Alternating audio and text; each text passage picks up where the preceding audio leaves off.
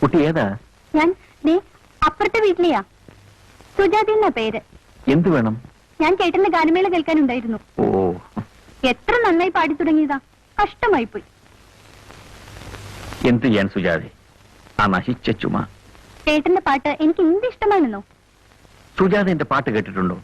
പിന്നെ ചേട്ടൻ ഇവിടെ ഇരുന്ന് പാടുന്നത് ഞാൻ എത്ര വട്ടം കേട്ടിട്ടുണ്ടെന്നോ. ഞാൻ പറഞ്ഞിട്ടാ അച്ഛൻ ഇവിടെ വന്ന് ചേട്ടന്റെ ഗാനമേള ബുക്ക് ചെയ്തത്.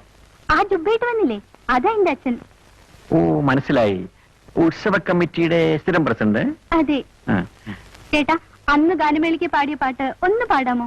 അതിനെന്താ, എങ്കിലും ഒന്ന് പാടൂ. സുജാത അല്പം കഴിഞ്ഞു വരൂ. പ്രഭ അപ്പോഴേക്കും ഇവിടെ വരും. എന്നിട്ട്